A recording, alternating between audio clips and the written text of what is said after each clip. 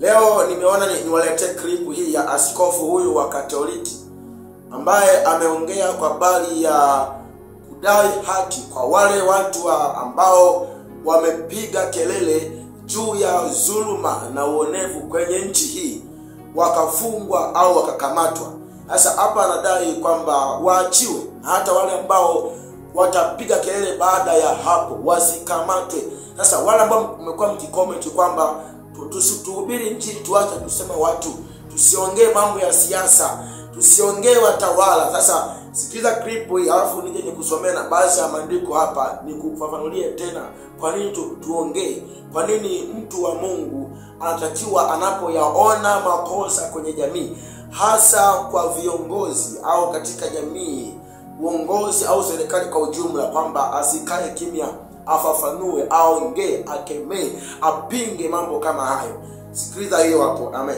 Ni jukumu letu sisi wananchi kulinda amani ya nchi yetu, kwa sababu amani inapatikana kwa shida sana, na tukiipoteza hatutaipata. Katika hali ya kawaida, nani anaharibu amani? Anayetumia nguvu na kusitiza uchaguzi uende anavyotaka yeye, au yule anayesema jamani, turudi mezani ili tuangalie mifumo yetu ya uchaguzi, kwani mfumo wa sasa hauwezi kutupatia viongozi wa haki na kweli. Kwa maana hiyo, kama amani inapatikana kweli kwa kurudi mezani, kwa maana hiyo wote waliokamatwa kwa kudai haki, wakiwemo viongozi wa vyama vya kisiasa, waachiwe haraka na bila masharti, na wengine wasikamatwe. Wito ya kwanza, tuiombee nchi yetu iwe nchi ya amani na kuwa na viongozi wa haki na wazalendo. Ya pili, sauti na vilio vya watu visikilizwe. Tatu, wahusika wakae na wadau wote wa uchaguzi kuruhusu mabadiliko yale ya lazima kabla ya uchaguzi mkuu. Mwisho, kila mtu amwogope Mungu na kuisikiliza dhamiri yake, sauti ya Mungu inayozungumza ndani mwetu. Sasa basi, baada ya kusikiliza, naomba tuanze mahali fulani. Kitabu cha Luka mtakatifu, some habari za Yesu.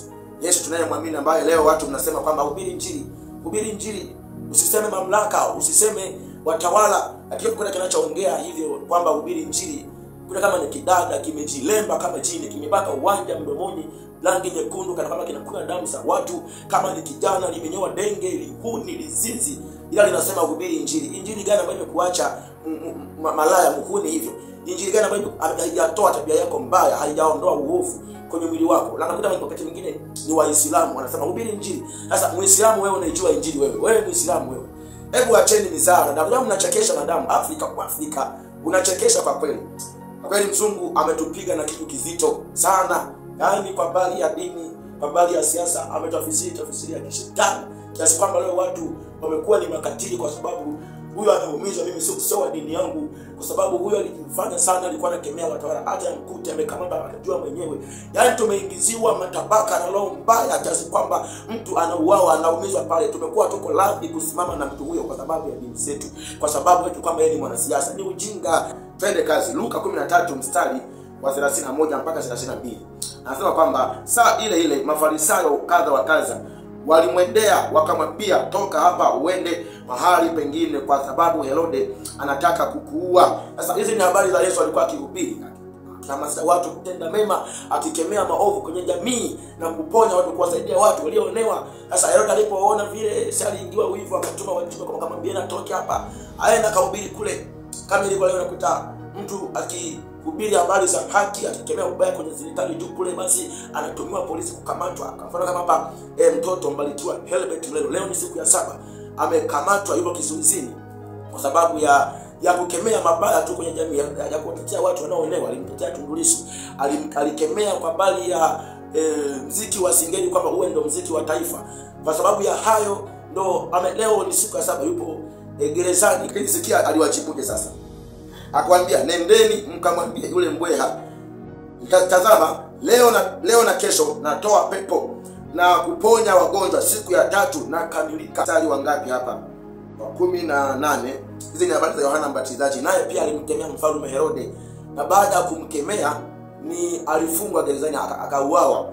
Sikia sasa, basi kwa maono mengine mengi aliwahubiri watu, lakini mfalme Herode alipokaripiwa naye kwa ajili ya Herodia mke wa nduguye na maovu yote aliyoyafanya Herode, aliongeza na hili juu ya yote, alimfunga Yohana gerezani. Sasa Yohana alimkemea mfalme, alimkemea kwa habari ya uovu aliokuwa ameufanya. Aliiba mke wa ndugu yake, kwamba dhuluma ni mbaya.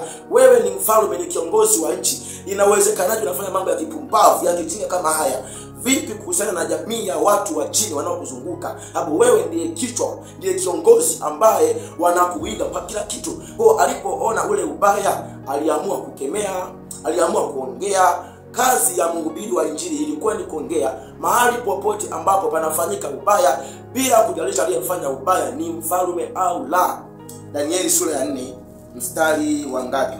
Wa 27. Anasema kwamba kwa sababu hiyo, mfalme, shauri langu lipate kibali kwako, ukaache dhambi zako kwa kutenda haki, ukaache maovu yako kwa kuwahurumia maskini, huenda ukapata kuzidishwa siku zako za kukaa. La, ni kwamba mhubiri kabisa wa Injili alikuwa anataka watu waishi kwa haki, waishi kwa usawa. Kama ni mfalme, aishi kwa haki, awahurumie watu, awahurumie watu wa chini, wananchi wake, awahurumie. Tunapoongea kwa habari ya pengine kushauri mamlaka kwa habari ya utekaji uliopo na mambo mengi ambayo hayako sawa, si kwamba tunawachukia, sio kuwachukia, ni agizo. Biblia ndiyo imeagiza, baba zetu walihubiri Injili hiyo hiyo. Sikia hapa Timotheo wa kwanza sura ya 5 mstari wa 20. Anasema kwamba wale wadumua kutenda dhambi wakemee mbele ya wote, ili na wengine waogope. Wadumua kutenda dhambi wakemee mbele ya wengi. Ezekieli sura ya 3 mstari wa 17. Anasema kwamba Ezekieli sura ya 3 mstari wa 17. Anasema kwamba mwanadamu, nimekuweka kuwa mlinzi wa nyumba ya Israeli. Basi sikia neno hili tokalo katika kinywa changu, ukawape maonyo haya yatokayo kwangu. 18. Nimwambiapo mtu mbaya, hakika utakufa, nawe usimpe maonyo, wala useme na huyo mtu mbaya ili kumwonya, kusudi aache njia yake mbaya na kujiokoa roho yake. Yule mtu mbaya atakufa katika uovu wake, lakini damu yake nitaitaka mkononi mwako. Lakini ukimwonya mtu mbaya, wala yeye auachi ubaya wake wala njia yake mbaya, atakufa katika uovu wake, bali wewe umejiokoa roho yako. Mtu wa Mungu anakemea mabaya, anakemea tu mabaya kwa jamii, kwamba hata kama ni mtawala, tusiishi kwa mabaya, tusiishi kwa dhuluma. Usionee watu kwa sababu ya kicheo chako, usifunge watu kwa sababu wewe ndo uko juu. Ufahamu maisha yanabadilika, ukipandacho utakivuna. Lile usilopenda wewe kufanyiwa, usimfanyie mtu mwingine. Isaya sura 58 mstari wa kwanza. Sio kwamba piga kelele, usiache, paza sauti yako kama tarumbeta, wahubiri watu wangu kosa lao na nyumba ya Yakobo dhambi yao. Piga kelele, uambie watu. Unajua hata mtawala ni mtu, kiongozi, rais, diwani, IGP, mkuu wa mkoa, mkuu wa majeshi, mkuu wa polisi, au ni watu, serikali ni watu. Kwa ni kwamba Biblia imeruhusu tuwaonye, tuwakemee, tuwaweke sawa kwa mambo ambayo hayako sawa.